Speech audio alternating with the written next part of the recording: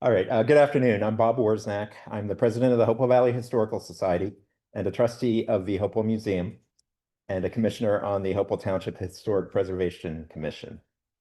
The Society and the museum are very pleased to be able to partner once again with the Pennington Public Library and to be able to share quality historical programs with local relevance.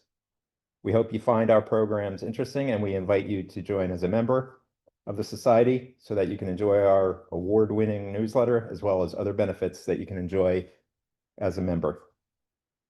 Please be sure to check out our website at www.hopewellvalleyhistory.org or the Hopewell Museum website at thehopewellmuseum.org. And that will keep you up to date on the monthly programs that we offer. We also encourage you to make online donations to either organization to help us to continue to provide such quality programs for free. And also be sure to check out our upcoming program this Tuesday. It is at the Hopewell Township Mercer County Library, and that is where Wendy Jessup will discuss her work on the Hopewell Museum's amazing textile project. You won't want to miss that. And for those of you that are in person, I just want to let you know that the restrooms are located down the long hall to the left from where you entered the building. It is my great pleasure to introduce to you our speaker today, Dr. Richard Hunter. Dr. Hunter is a Hopewell Township resident, president of Hunter Research Incorporated, which is a Trenton-based historic preservation consulting firm founded in 1986. The company provides historical and archaeological and historic architectural services to a wide range of the public, private, and nonprofit clients throughout the Mid-Atlantic, as well as northeastern United States. Dr. Hunter holds a PhD in historical geography from Rutgers University, an MA in archaeological science from Bradford University in the United Kingdom, and a BA in archaeology and geography from Birmingham University, also in the United Kingdom. He is past president of Preservation New Jersey, the Trenton Downtown Association, and the Hopewell Valley Historical Society. He's also a former member of New Jersey Historic Sites Review Board. He currently serves as a Mercer County Cultural and Heritage Commissioner as well. Dr. Hunter has authored numerous articles on topics of New Jersey history and archaeology and is a co-author of Hopewell, a historical geography. If you are interested in the history of this area, this book is a must-have. And now, without further ado, I'd like to introduce you to Richard Hunter.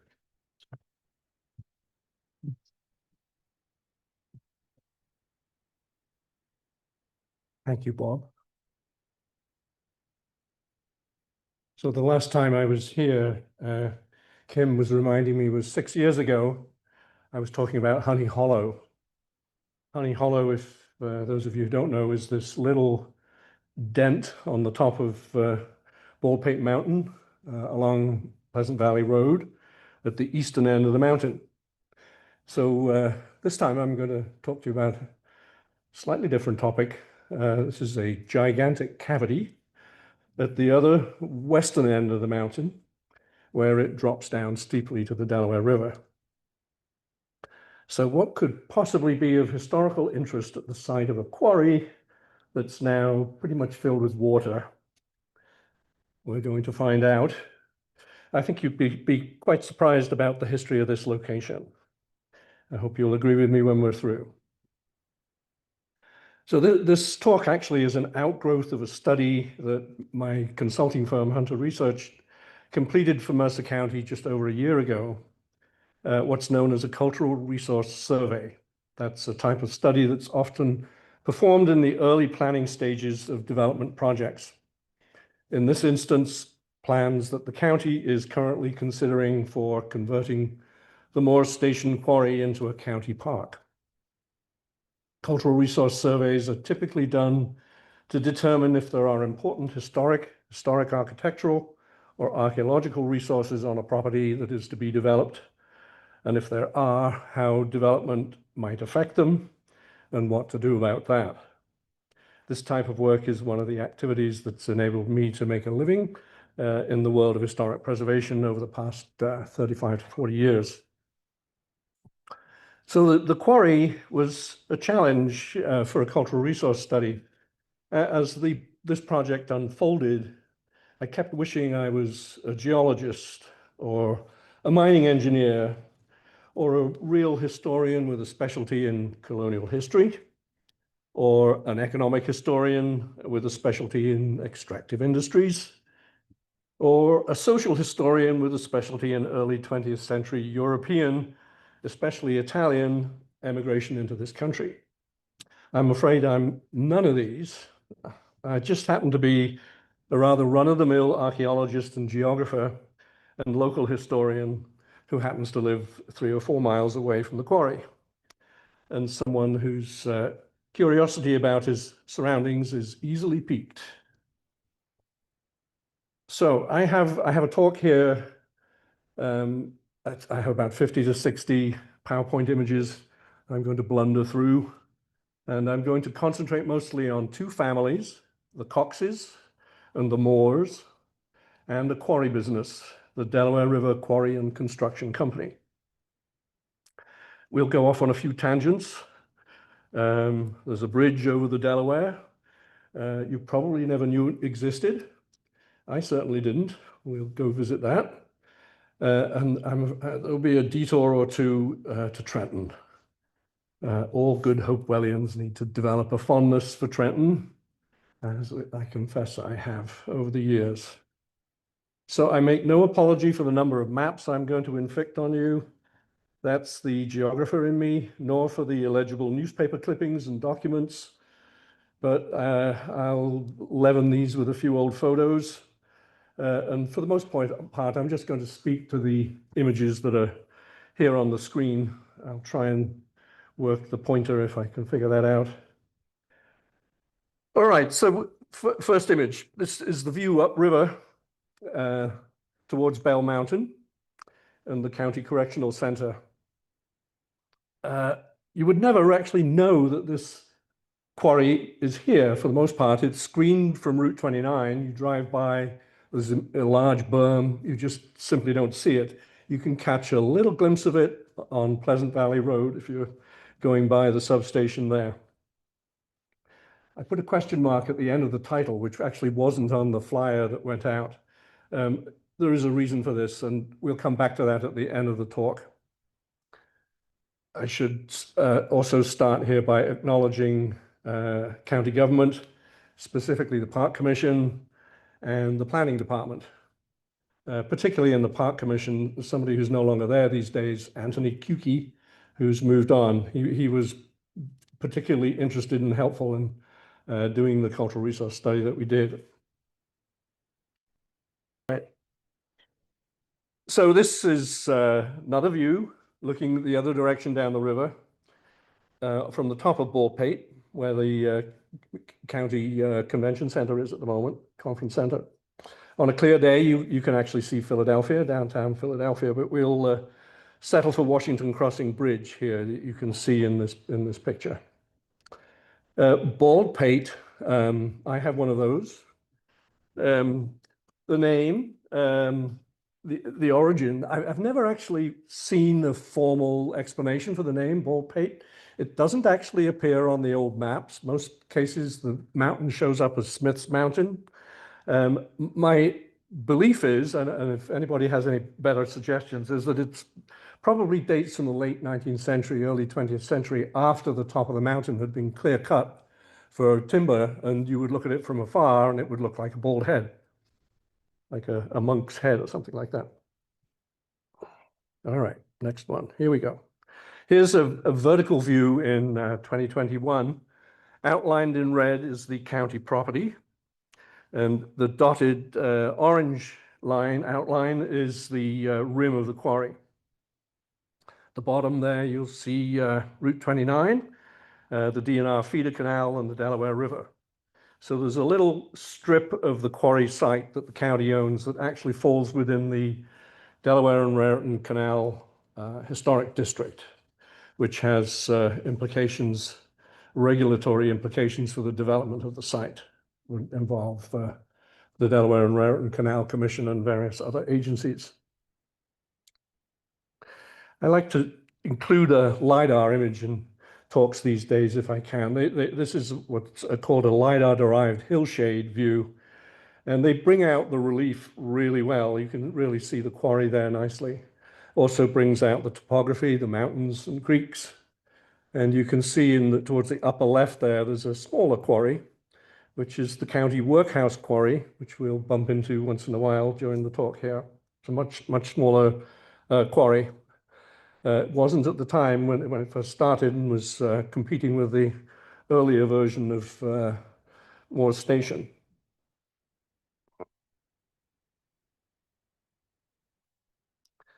When you get down at ground level, you really have a geologist's dream here. This is one of the things that makes me wish I was a geologist. It must be just fantastic to go visit this as a geologist. After the quarrying had finished, the water table was allowed to just rise in the quarry pit. So that's kind of why it's filled with water today. That's what it looks like today. And beyond in the background there is the top of Baldpate. To give you a sense of the scale, here's a cross section from Pleasant Valley Road on the left to the top of Baldpate on the right, and various things like Big Ben and the Leaning Tower of Pisa and the Statue of Liberty all stuffed in there. They look like little toy monuments there. But that's just to give you a sense of the scale of this hole. It's 476 feet deep from the top of Baldpate to the bottom of the pit. And it's at the base, it's almost 100 feet below sea level. Just a little bit of geology, which I'll do my best with here. So Baldpate Mountain is a diabase sill. This is a map of Hopewell Township. See if I can, there we go, right here is Baldpate. And you see the diabase, that's the black color on the image here. This is Pennington Mountain. This is Mount Rose Ridge. And this is the Sowland Ridge here. So I've put on some of the quarries, the best known ones in the Hopewell area here. This is the swimming pool. This is Pennington Mountain Quarry, Goat Hill, and Moore's Station is right here. Sorry, Goat Hill is that one. This is the county workhouse. So geologically, the diabase is a sill. It's an igneous rock that's formed underground. It was formed in the Jurassic period, and it was intruded into lower Jurassic and upper Triassic sedimentary rocks, and then it's been exposed later through erosion. It's quarried specifically for crushed roadstone, Belgian blocks, and other sort of construction materials, things like seawalls and jetties, or groins, as I like to call them. There are several other diabase quarries in the Hopewell area, also over in Kingston, and pretty much wherever you find the diabase elsewhere in the state. Here's a surface geology map, and the red is showing you the exposed diabase in the quarry. And the rest of Baldpate Mountain is showing up as weathered diabase. So it's not really exposed, but it's sort of loosely eroded surface of the diabase. The tan color, that's down in here. I will get used to using this tan area there. That is post-glacial stream terrace deposits. And they're of particular relevance when dealing with the next image here, the Native American landscape. So on the left, that orangey gold color is that same post-glacial stream terrace deposits. And they are quite stable, but they accumulated over the thousands of years. There's actually at the top left up in here, you'll see there's a number that's 27.5 Ka, that's 27,000 years ago. There are carbon dates from this deposit showing you how stable parts of these stream terraces are. But there's a very strong correlation between soils, surface geology, geomorphology like this, and Native American sites that you find archaeologically. I should do a land acknowledgement at this point and recognize that the original stewardship of these lands belonged to the Lenape. So there are traces of the Native American landscape, Native American occupation in the landscape, pretty much everywhere, but it's chiefly below ground. There are villages in the map on the right there. There's two villages that were documented at the time of European contact, one on either side of Hopewell Borough there, Minnepanassan and Wissamonson. There's probably many other villages in the township and surrounding area, and particularly along the main stem of the Delaware River on the terraces. The yellow triangle is where we are with the quarry.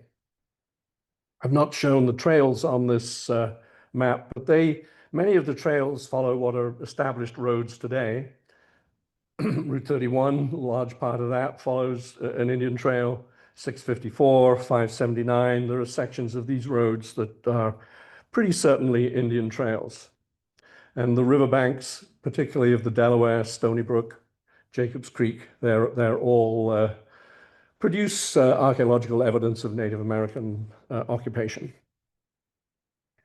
Just to make this a little bit more vivid, the fishing on the sites you typically find along the Delaware River on the terraces there. This case of arrowheads on the right, those are actually from the quarry property.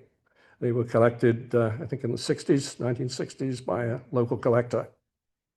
And the attraction of the Delaware, of course, a lot of it was the fish, and the little guy on the bottom left there, the shad. I understand it's pretty much shad time right now. So every year for the last many thousands of years, the shad would come upstream and spawn and give us our wonderful shad fishing season. All right, it's time now to talk about the Coxes. So we have connected to the quarry here 5 generations of, we have generations of the Coxe family. It's principally 3 of them, but there are 5 generations of Daniel Coxes that I was going to start with here, which I've labeled 1 through 5, starting with this Daniel Coxe I in the late 17th century. Just a couple of things. Coxe with an E on the end, that is an absolutely critical distinction when you're dealing with the Coxe family in North America. There are lots of other Coxes around that don't have the E, including one in this area that lived in the Trent House for a long time, John Coxe, who was very much a patriot during the Revolution. And he is, that particular family is not to be confused with these Coxes, the ones with the E on the end. They're very Anglo, the ones we're dealing with here. They're Episcopalians, and they're one of the key families in the late 17th and early 18th century settlement of New Jersey. They are really prime examples of the English elite functioning as ravenous colonial landowners and speculators. Not particularly pleasant people. Okay, so the first 2 are Daniel Coxe I and II. They never even came over here. They were never left England to come over to North America. So we're principally dealing with 3, 4, and 5. And I included a couple over on the left side there. There's a Daniel W. Coxe who frequently gets confused with Daniel Coxe V. He's related through another branch of the family, and he's connected actually with the Trent House as well. So let's quickly go through Daniel Coxe I. I've given them sort of distinguishing names. London Dan, I consider him London Dan. So English gentleman, I don't have to read you all of these things, so I'm going to go quickly through here. Since he never came over here, we need to get past him quickly. Daniel Coxe II, same thing. He didn't make it over here, but he had very strong connection to New Jersey. He lived in London. He ended up with having proprietary rights to a lot of West New Jersey, as much as a quarter of West Jersey. He actually was owner of in the late 17th century, which ended up with him becoming a governor of West Jersey in 1686. Sorry, 1687 through 92.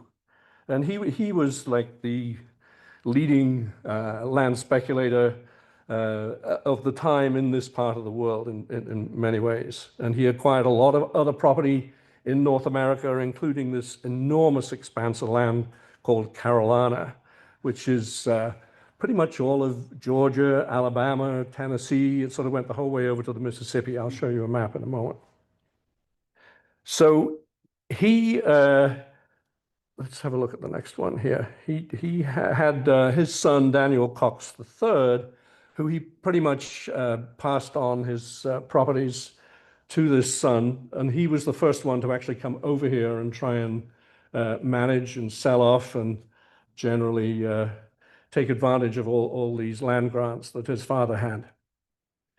He came over here for the first time in 1702.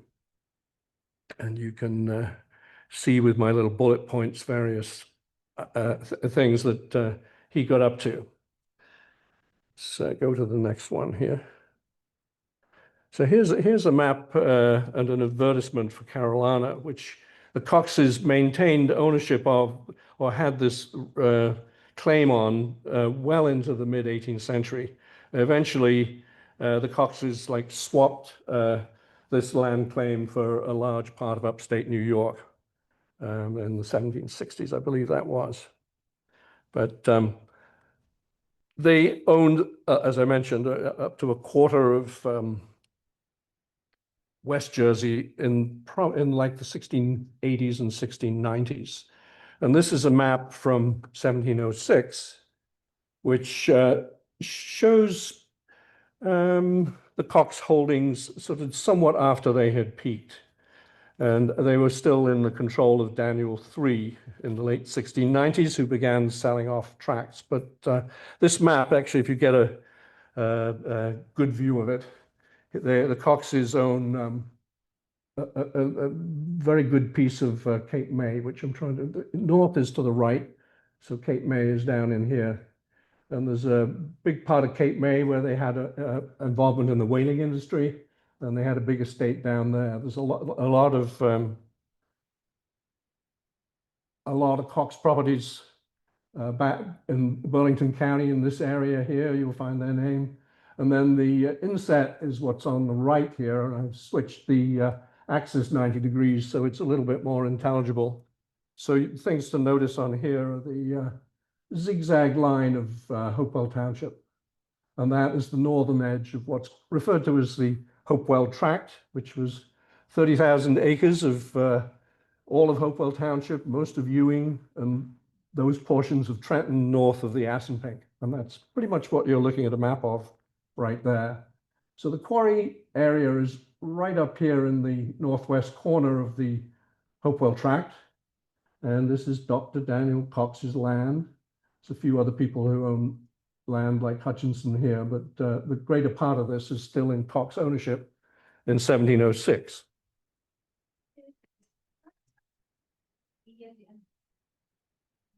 Yeah,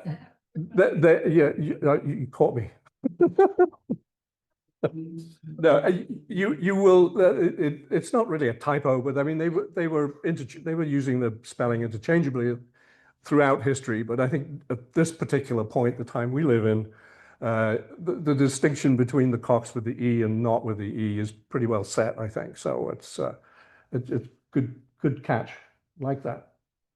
I think elsewhere on the map, I can't see it, but it may be spelled with the E. It's something I should go look for. All right. So here's a map you may be familiar with on the left, which Joe Klett, the state archivist, put together, which shows Old Hopewell. So that goes down to Trenton, and all the various plantations that were in existence in that early period, 1680 through 1720. What I've done on the right here is I've blown it up, and you will see that there are no plantations in this Baldpate, Pleasant Valley area in the northwest part of the township. That is because the Coxes kept a hold of that land for themselves, and they reserved some of these, the best property for themselves. And so settlement doesn't really open up in Pleasant Valley until the 1720s and 1730s, as settlement is sort of moving northward through the township. And the Coxes themselves keep the riverfront property along the Delaware. It's a really, really important aspect of what's going on settlement-wise. So the reason being that there was two ferries that they ran across the river. There were the fisheries on the river. There was the prospect of minerals in the mountains. There's a tradition of copper being found in Baldpate and on Sowlands. So that they were trying to sort of hedge their bets here and hang on to the property that might have some economic value going forward. And what they called this area at the time was they called it Bellmont, which is where Bell Mountain comes from. And so this was regarded as the Bellmont plantation. Just to put this into context a little more here. So here is a map of the colonial road network in Hopewell and the ferry locations across the river. And you can see two of these, Upper Bellmont and Coxes Ferry, which is also called Lower Bellmont Ferry. Those two ferries are on Coxe lands. And then these other ones coming down here. Johnson's Ferry, that's Washington Crossing. Baker's Ferry would be in Titusville. So the ferry locations are a key thing to have control of economically. All right, so let's go on to the next Daniel. I've called him Landed Dan, pretty much because he kind of ended up with all this land from his father. And he was born over here in Burlington. And again, a proprietor and sort of landed gentry in the colonial period. And he actually ended up being in conflict with a lot of settlers in Hopewell in the 1730s, 1740s. There was disputes over whether his grandfather had actually sold settlers the actual title to land or not. And the son and grandson were attempting to get people to pay these quit rent deeds, which would effectively have them paying for the land twice so that they get total control over the chain of title. And this was in the courts in the 1740s and 50s for a long time. It eventually got settled. So Landed Dan, he was pretty much living partly in Trenton and partly on the Bellmont estate. And he was prominent in the founding of St. Michael's, petitioner for building the barracks. And let's see here, we have him on this. If you go to St. Michael's, you'll see this stone on the church there, which if you read the bottom, it says, this is John Coxe, Daniel Coxe, this being the fourth one, Rebecca Coxe, children of Colonel Daniel Coxe, who by will devised this parish, the lot on which this church is erected, is what that says. So he was a key figure living in Trenton and in Hopewell.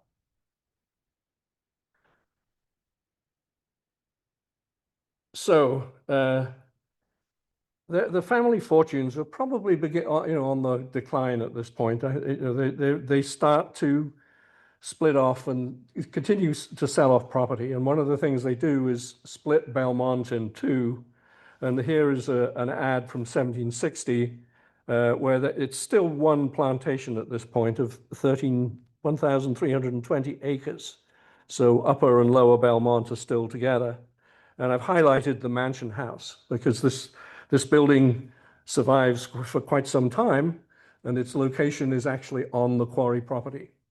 So there's a description of a pretty nice sounding Georgian house here, 4 rooms on a floor, all with fireplaces and good cellars under the whole, partitioned into 4 parts. There is, besides, a large convenient kitchen adjoining the house with 2 small lodging rooms for servants. No mention of slaves is interesting. All right, so what does happen shortly after this, before the revolution, is that the 2 plantations are split. Upper Bellmont ends up going into the Stout family, and the Coxes retain hold of Lower Bellmont, which is focused on the Quarry location at the foot of Pleasant Valley Road. So now the 5th and final Daniel Coxe here, Loyal Dan. He was very much a loyalist. He was the leading landowner and most prominent loyalist in Trenton, a licensed attorney, and all these various other things you can see here.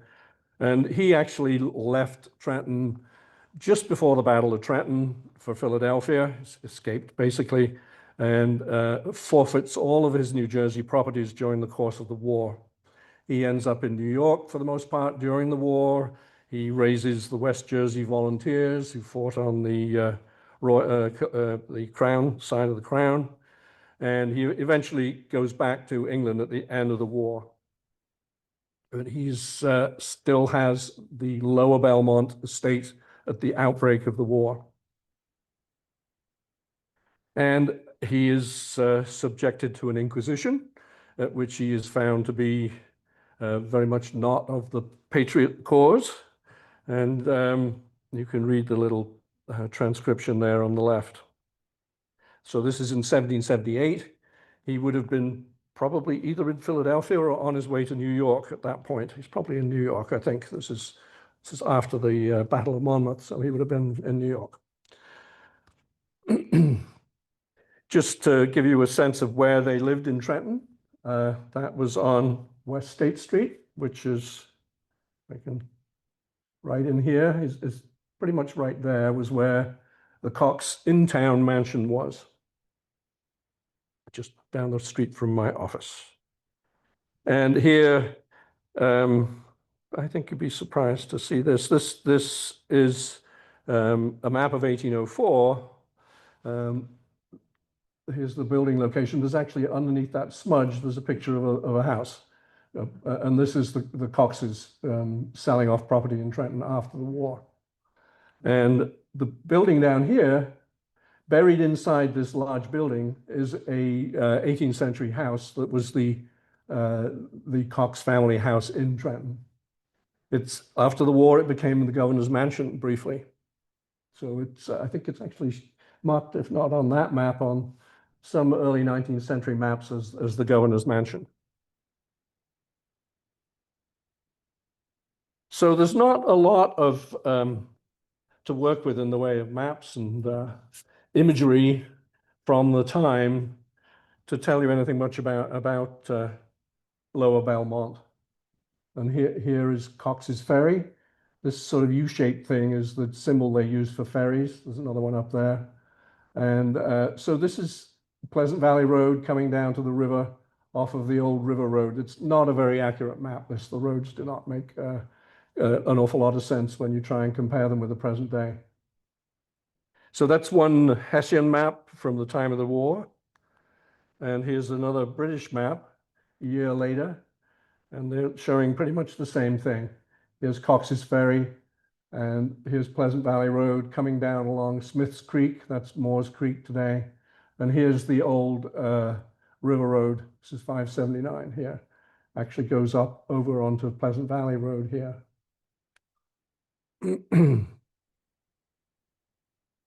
So Daniel V Coxe went back to London after the war. He made claims to Parliament for loss of all of his properties in North America, in New Jersey specifically, during the Revolution. And he actually ended up in a big dispute with his aunt, Rebecca, who actually stayed in North America, actually was living in Trenton at the time of the battles of Trenton on Warren Street. And the two of them were arguing about who actually should get the compensation and who had claims on the Bellmont property and other New Jersey properties they had. I think just to conclude with the Coxes, they're very confusing. There's lots of people with the same name, which makes researching absolute hell. I'm just very conscious that there's probably a ton of material the other side of the Atlantic that can shed a lot of light on what they were up to in Trenton, here in Hopewell. And I wish I had more time to do research. I would, something I would really like to pursue. I think there's a lot to be learned. Somebody needs to write some biographies about several members of this family. So it would be interesting research for the future. Okay, now the Moore family. Let's move on to them. It won't be quite so long with them. What happens is the property gets confiscated from the Coxes, the quarry property. It's about more than 500 acres at the time of the confiscation, and it passes through several different owners in the Smith and Stout families in the last quarter of the 18th century, and then ends up being bought as a 200-acre farm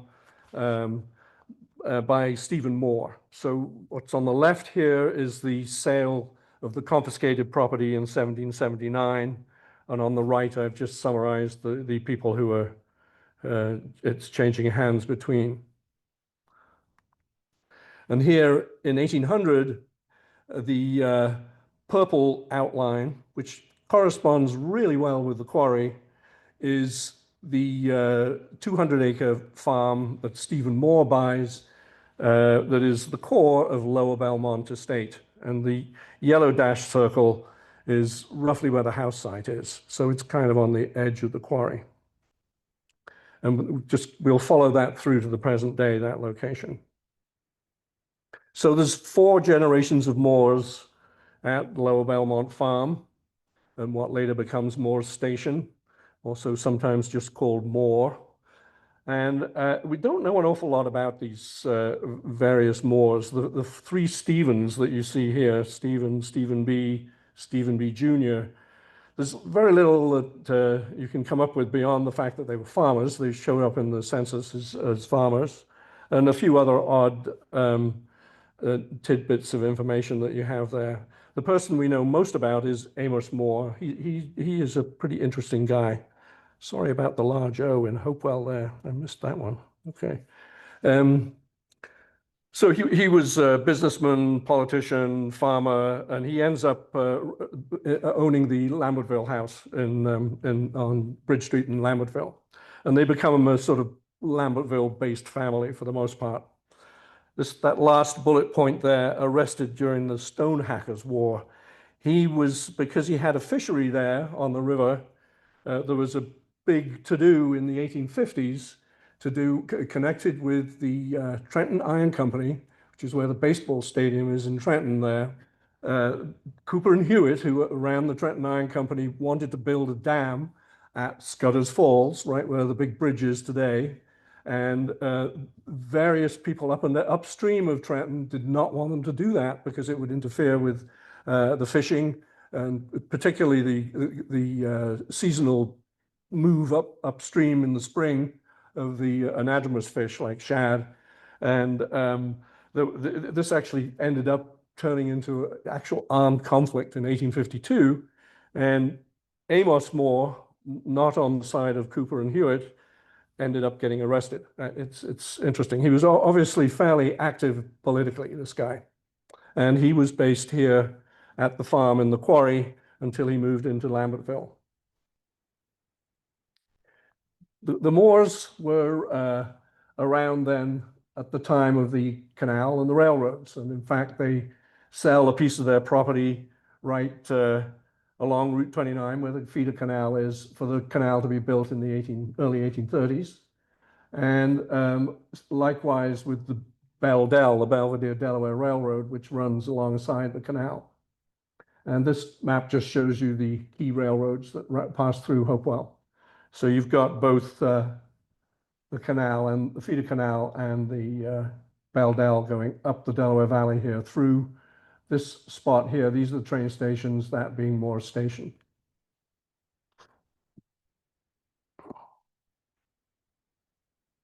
Here's a couple of maps from the mid-19th century. The one on the left, I think you can probably see here, it says, whoops, excuse me, wrong thing.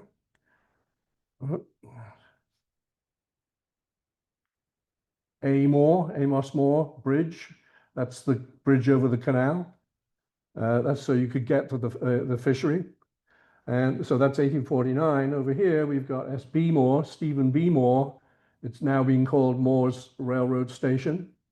And note here, there's a bridge across the river. So we'll come back to that in just a moment.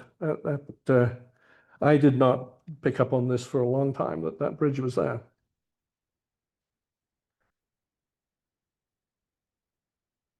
So let's see. The canal. So these are later views of the bridge tender's house. So there was a bridge over the canal at that point. You're looking at two views, one, the one on the left looking downstream, and the one on the right looking upstream. And you can see that there's a railroad bridge over the canal. So these are from 1941, but this railroad bridge is a key feature in the Quarry period. And here's the railroad station with a bunch of people waiting for a train there. And this here probably is for things like milk churns and freight coming into Moore Station, this platform on the right. So here's just one image about this bridge, which was I found really fascinating. I did eventually find that there were acts of the Pennsylvania and New Jersey legislatures to actually authorize the building of this bridge. It's called the Brownsburg Delaware Bridge Company. It doesn't get Moore Station in the name, which is kind of interesting, but it was authorized in 1860. It was probably built within a year or two of that. And there were, about 10 years later, there were plans to actually add a rail crossing on the bridge. That never actually happened. But the bridge itself was built and probably got washed out in 1880s or so when in one of the floods on the river. So no idea what this bridge looked like. It probably was something like the bridge at the bottom left there, which is the covered bridge that was at Washington Crossing before it got washed out in 1903. So probably it's pretty neat to think there was a bridge there. It's not does not appear in the book on Delaware River bridges by Frank Dale. Yep. Says 30 miles. Yeah.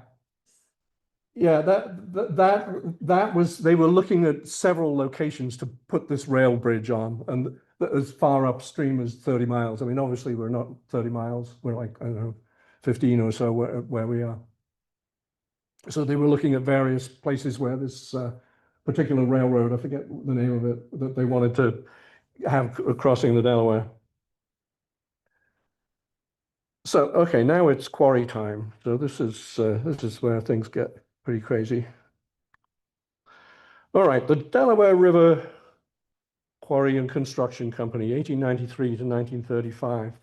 So there was small-scale quarrying going on as possibly as early as the 1870s.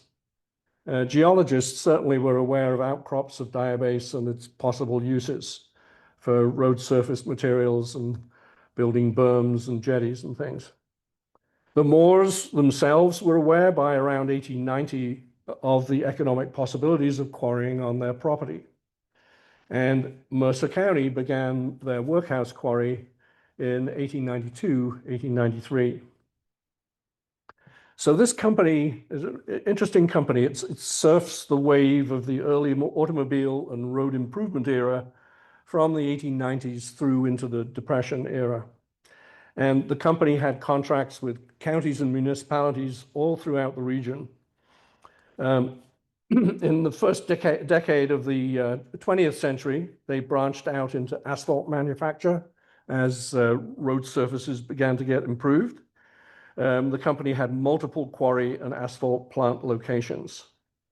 From Moore Station, the product was first shipped out by road, by horse and wagon to Lambertville, to a rail freight yard there, and then distributed from Lambertville.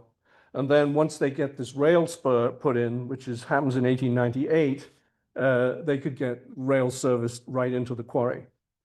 They did not seem to use the canal, which is interesting. I do not really know why that is. So the key person in this company is this fellow, Robert Montgomery. And you see him on the right there. I've not found any better pictures of him. I'm sure there are some probably out there. He was a Lambertville entrepreneur, and he teamed up with investors from Newark and Trenton to establish this company. And they had their regional office in Jersey City. And Montgomery is quite a character. I had not come across him before doing this study. He was known as the Quarry King. He's kind of a larger than life character. He really liked the good life. He would go on these extended fishing trips to Central America and come back with prize fish, gigantic fish. And he would hold these parties at the quarry. This middle newspaper clipping here is talking about one of those. For all these sort of Trenton bigwigs, they'd all get invited up to the quarry and they'd have a big bash in the Shad Festival. He was also very litigious. He shows up in the newspapers as having many law case suits with competing firms. Also, he was kind of at odds with the county at the workhouse quarry. I guess he didn't really want the workhouse quarry there because they had sort of pretty much free labor working that quarry, and he didn't. And so he was often trying to get sole sourced for road materials for the county to try and put that other quarry out of business. This is the 1900 census. So I'm going to sort of intermingle some of the sort of labor stuff in with this. It's really, really interesting. So in the 1900 federal census, there is one gigantic household listed for the quarry, in which there are 67 Italian-born stone quarry laborers, all boarders, mostly in their 20s and 30s, and they'd all pretty much come into North America since 1895. Very few of them could speak English. Only one of them was naturalized. So it's prior to 1900, and right when the quarry started, the labor was a little bit more diversified than this. And then after you get to the next census, 1910, and it's beginning to diversify again. It's still got a very strong Italian component to it. 40 laborers, 36 Italian born. So the overall numbers living on the site have dropped a little bit, but the quarry is probably no less active. It's probably maybe got better equipment by this time. There's one very interesting fellow who's on this page of the census, Mr. Guarnieri, which is a name you may have come across locally. I think there's a lot more research to be done here too. I think there's probably living descendants of this gentleman. He was he farmed the farm living at the quarry after it went out of Moore ownership. And he was the quarry foreman. He was an interpreter for all these Italians who did not speak English. And he ends up becoming the quarry company's agent. And he obviously has a link back to Italy and to one particular part of Italy around Naples, the Campania area. And so there's like a stream of Italian immigrants coming in to work in this quarry. He eventually ends up working for the Pennsylvania Railroad in their freight depot in Lambertville. And he actually buys a lot of land right next door to the quarry, which today is the property where Nectar's nursery is. You probably know that. It used to be Breimer's. And the building there, I think, is the house that he probably built. But he's an interesting fellow. His obituary is on the right there. So let's go on to the next thing here. What was the quarry actually, what did it look like around 1900, 1910? It's actually, when you see what it is today, it's sort of pretty minimal, actually. The quarry face is just this little scoop here. And these are the crushers. And these are roads coming in. They're not showing the rail spur, which is kind of weird. I don't know why they're not showing that. And the most important, though, this building up in here is the house. And this is the old Moore farmhouse, the Coxe farmhouse. And it stays standing into the 1960s. And this was so being rented to the quarry foreman. And you have somewhere on this site, we'll come to it in a moment, all these laborers are actually living on site somewhere. So here's the main entrance off the road here into the quarry. It's very few pictures. This is the only one I've actually found so far. This is of a crusher being delivered to the quarry in 1913. And the newspaper article, just to give you a sense of the scale of the operation in 1916, they used 3,000 pounds of dynamite to blast loose 100,000 tons of rock. This was enough to keep the crushers busy for 3 months. So while it looks small on that map, but there's obviously that's a lot of blasting and quarrying going on. Another picture, this is actually of the workhouse quarry, but it's an interesting comparison to the Moore Station quarry. This structure here, that may be the thing that's still standing right next to Route 29.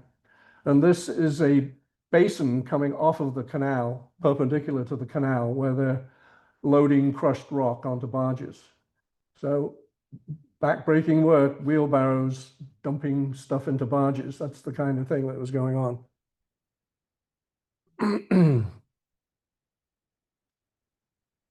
So it was hard labor. It was dangerous. And there were lots of accidents. There was no OSHA around to contain what was going on.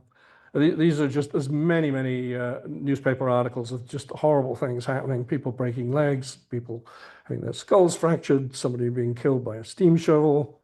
That's just to give you a sense of what life must have been like. And then I think several people eventually would turn to crime to improve their lot. And so you have these arson incidents, there's a couple of those, quite serious ones, and payroll robberies as well. And they seem to be by Italian Americans who have connections to the quarry. They're interesting cases, but it was not a pleasant life working there. You can be sure of that. So here's a 1926 view. Very hard to see things on this, but if you just for a moment, I'm just going to concentrate on this. The quarry is up in here. That's the rim of the quarry right there. Here's the rail spur coming in, crossing what would be 29 today. Coming in here, it goes way back up there, and then there's a branch that comes in through in here. The sort of focus of the quarry is this area right here, where all the crushers are. So all the crushing is going on there, loading onto rail cars. The rail cars back up and come back out and come out on the Beldell here. So you can see lots of rail cars. Here's Moore Station over here. The railroad station is right in here. And here's the farmhouse right in there. You can just make out, it's a pretty substantial building. So I'm pretty certain that this is the Coxe farmhouse. I don't think there's much doubt about that. And lots of outbuildings. So the big question I had was, where on earth are all these people living? They're somewhere on the quarry property. Are they living, some of them in the house, some of them in the barns? Is this like a barracks here? Are they living in the rail cars? They're obviously somewhere on site. There are records of quarry laborers living in rail cars up in New England. I found some references to that. So this quarry shut down not long after this in 1932. It was a casualty really of the Depression. The company got absorbed into the Lambertville Quarry Company. The site lay idle from the early 30s until 1966, when it was acquired by the Stavola family's Trap Rock Industries. They did not resume quarrying, though, until 1982, and they continued for about 20 years. The county bought the property in 1998. There was an agreement that they could continue quarrying for another couple of years after that, and they quarried enough that they could still keep crushing for several years after that. So they did not finish crushing and getting the site cleaned out and vacating the site until 2023. So just 2 years ago, the trap rock finally moved off the property. I think the main thing about the whole trap rock period is that the scale of it is just so much more immense than what was going on with the Delaware River Quarry and Construction Company. It's like the whole operation is totally of a different scale. And it probably looked something like this when it was going full steam with Stavola and trap rock. This is not Moores Creek, but it gives you a good general impression. You've got piles of crushed rock lying around, loads of conveyors, and the conveyors are ferrying the rock up into these crushers, and you're getting different grades of material coming out of the crushers. So that's pretty much kind of what the site would look like. So now we're pretty much down to the present day. This is a timeline from a master plan that was produced in 2021 by Simone Collins. Landscape Architecture is the company that did the master plan for the park that the county has been considering building here. Just wanted to show you a few views from just a year and a half ago.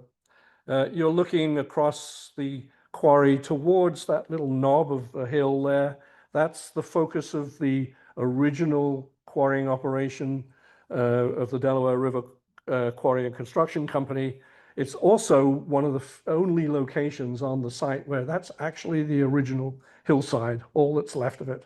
So it's just to give you a sense of how much this landscape has changed. You can see a crusher on the right there and a conveyor in the middle. And some other just general site views here of that main location in the core of the site. And back now to the cultural resource study.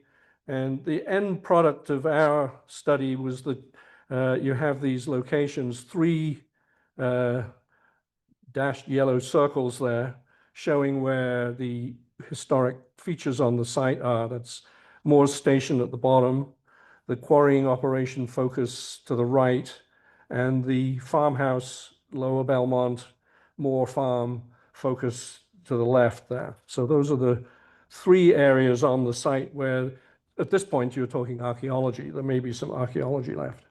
It's a close-up of it, and you can see we've transposed outlines of buildings and things that we've pulled off of maps. And here, this is an archaeological sensitivity map. The purple shading actually is where one might expect to find Native American remains. And so there's quite a large portion of the site where there may well be Native American archaeological deposits. The yellow is the colonial period, 19th century farm archaeology, if it's there, surviving. And then the green color is the late 19th, 20th century quarrying operation, of which there is quite a lot remaining above ground, way of ruins. So just to go back to the master plan, this is a panoramic view in the master plan. Just shows you the county buying 1,000 acres, trap rock vacating the site, and the master plan completed in 2021. This is taken from the master plan, showing the core of the site. That sort of knob of a hill that I was showing you is pretty much in this area here. And the development really of the park would hinge on a lot of it on that particular part of the site. Give me 1 second here.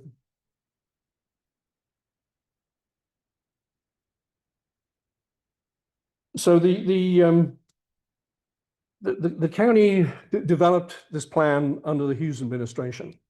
Currently, the plans are sort of paused and they're being reviewed by the current Benson administration.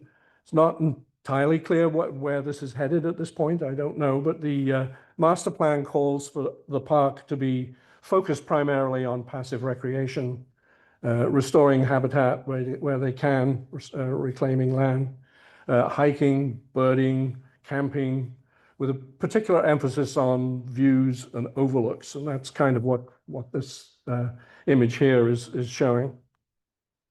And same thing here, a cross section showing one of the conveyors retained as a feature of interest on the site. And this piece in the middle here is where that knob of the hill was. They were putting an interpretive center up there, and the quarry itself to the right. And there were swimming plans and things like that too. So the final image here to show you, last but one, is showing you a phased development of the site, which if you read the bottom bits there, it's 4 phases that they're talking about, different stages of the development of the site. So it's kind of, I cannot speak for the county, despite being a Cultural and Heritage Commissioner. I honestly do not know what the current status is of the park plans, but it's certainly, I'm hoping they will work the history into it. It's a fascinating history the site has. And I put a little Loch Ness monster in the bottom there. That's the ghost of Daniel Coxe coming up to get all you nasty patriots for confiscating his property. So that's it. I hope that's interesting enough for you and perhaps something new. And I'm happy to answer questions. So you mentioned the governor's mansion on, I guess that was on West Main Street? Yes. Okay, but it was on a corner. What was the corner? That's the corner of Chancery. It's where the Mary Roebling building is now. Ah, okay. All right. That's my question. Thanks. Okay. Yes, Doug. You talked about potential sites for future historic work. Yes. A, is there any plan to do any of that? Or B, what would you do if you could do something there? What would you look for? How would you find it? Well, 2 ways I'd like to answer that. One, establishing what might actually be out there beyond what is visible above ground. Yeah. And there is quite a lot visible from the circa 1900 period of the quarrying. It was like lots of ruins and foundations and odd structures here and there, which those should be ideally interpreted on the site to explain what they are when you're looking at them, how they relate to the quarrying operation. Then the question of the pre-quarry history and whether there's anything remaining of the more lower Bellmont Farm and Native American remains, that actually would require some testing. There may be nothing at all. I mean, they have scraped the terrace mightily all around where the crushers are. But I can't be 100% certain that they've actually removed everything. So you may have things like the basement of the house may still survive, maybe deposits from the 18th century that might still relate to that Coxe farmhouse. So that's one area that needs to be resolved as development goes forward, and they would be required to do that probably through various laws, state laws that require consideration of history and archaeology. The other aspect is working it into the development plans as the site gets developed. I mean, there should be interpretive displays about the colonial history, about Moore Station, about the quarrying. All of those are great material for exhibits and interpretive media of whatever sort you want. There's all kinds of things you could do with that. So hopefully that will get taken into account as this goes forward, if it goes forward. What happened to the Bellmont estate? You said the quarry shut down initially. You showed a photo from 1923 that showed that the mansion was still there. Yeah. The quarry was probably a victim of the Depression, Right. but then it wasn't reopened again until 1966. So what happened during those years? Was it somebody tore it down? Or? I think it was just left. As people may know here, I was not around at the time, but what was going on in the 50s and 60s, I think the site was just left abandoned, and so it just went back to vegetation. And there are views from the 60s and 70s. If you look at the aerial photos, there's quite a lot of trees all on the site at that point. So a lot of it had grown back. So the house was pulled down in the 1960s, if I recall correctly, but probably by Trap Rock when they bought the property in '66. I would imagine that's probably the point at which the house got pulled down. I grew up at the end of Morton Road where meets Rocky Hill Road. Is Mhm. there any way to know whether or not there was any association with, between this moor and that? I'm moor? sure there will be, there are a lot of moors in Hopewell, as you know. And they're all related pretty much. And they go back to the early settlement period. So I picked up in 1800 with Stephen Moore because I just didn't want to get into trying to figure out the genealogy. It's you have to excuse me for that, but I have this little bunch of Moors. One of the sons of Amos Moore actually lived in the ferry house at Washington Crossing in the park there. It's called Gershom Moore. He was a son of Amos Moore. So they're everywhere in Hopewell, beyond Hopewell too. Lots and lots of Moors. More Moors. More and more. I think there must be many people in the area who have ancestors who worked in those quarries. I probably in the Trenton, Hamilton area in Chambersburg, what was the Italian American community. I think I don't have any particular connections to, but I'm sure there are families out there that have photos and stories about what it was like to work in that quarry. You mentioned that after the revolution, the 200 acres was sold off, I think, to be the quarry parcel. Was that the land to the east of there that is now mostly part of Baldpate Preserve, was that subdivided into many small tracts, or was that mainly sold off as just one big tract? Do you know that? I don't think I can answer that. I wish I could. Baldpate is by the time you get to the second half of the 19th century, there's loads of people living all over Baldpate, lots of small plots, and how that wound up being the sort of settlement pattern, land ownership pattern, I've never specifically looked at, but I think the Bellmont property, I mean, it was 1,320 acres in the 70s, 60s, and it gets whittled down, focused on that one little Belmont piece by the end of the 18th century. And I'm assuming that the other parts of the farm, did get progressively fragmented, subdivided. And so the bulk of that western end of Baldpate was in Coxe ownership, though. Thank you. Maybe because you just mentioned, so I was wondering about the quarry north of Moore Station, but because there was a lot of quarrying being done in Lambertville Right, and north of Lambertville. right. Do you think there was overlap with those Yeah, workers? I need to do more research on that. The Lambertville quarries were more focused on Belgian block, apparently, than on crushed stone. Mercer County Workhouse Quarry and this Moore Station Quarry with crushed stone ones, as were the one out in Kingston and Pennington Mountain, I think. But the ones going upriver from here on the Delaware, they need more research. I don't want to speak out of turn here. So there were several of them, and they were not all under the same ownership. So this Montgomery fellow owns several of them, but not all. Any questions from home?